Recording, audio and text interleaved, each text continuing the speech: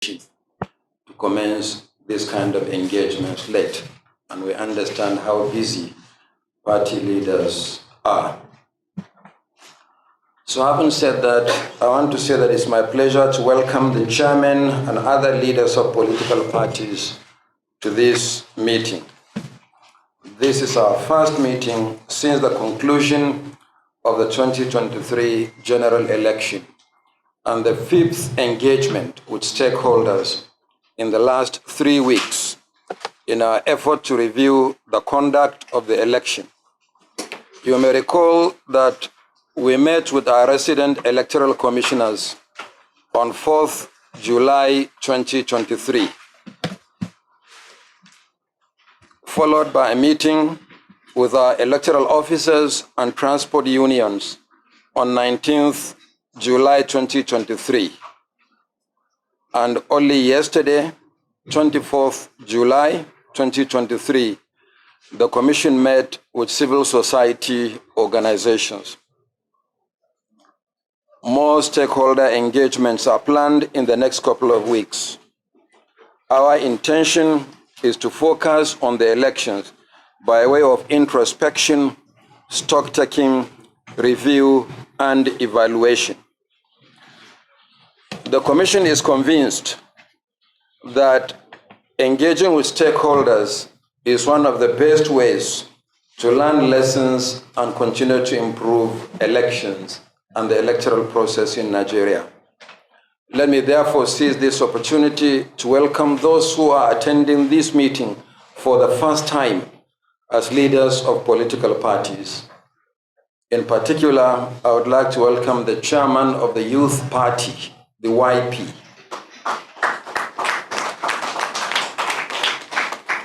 He is attending this meeting for the first time following the registration of the party by order of the Supreme Court. With this development, Nigeria now has 19 political parties.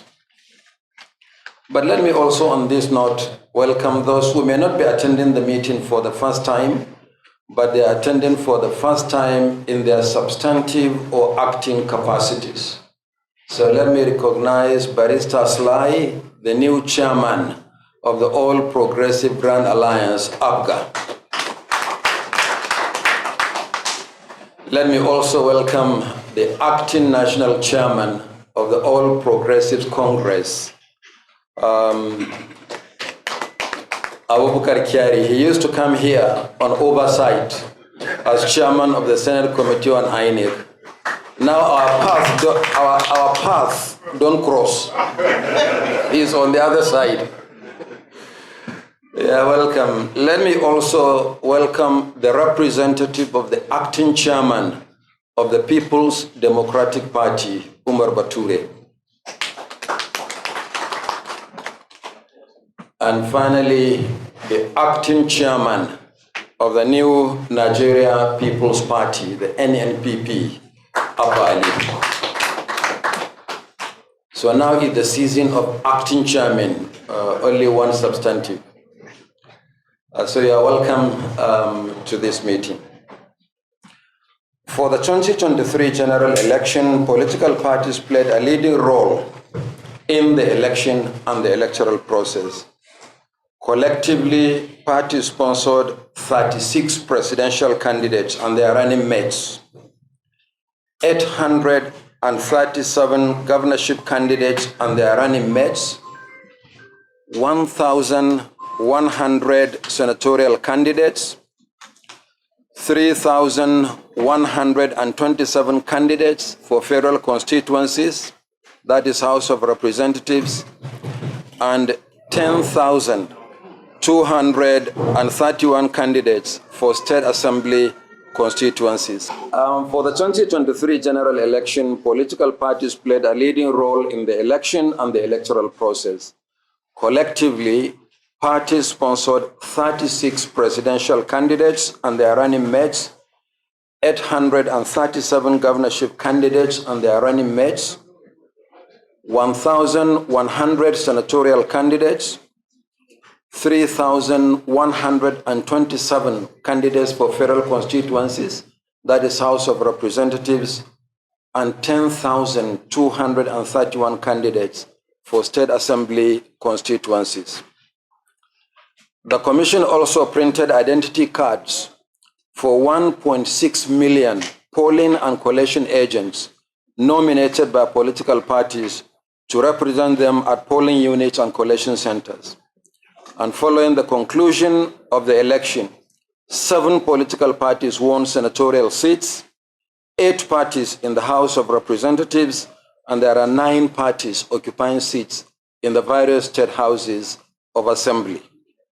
While the Commission is working on the electronic register of election results as provided by Section 62, subsection 2 of the Electoral Act 2022, a comprehensive list of elected candidates for the 1,491 constituencies distributed by name, constituency, political parties, and gender will be uploaded to the Commission's website this afternoon for public information.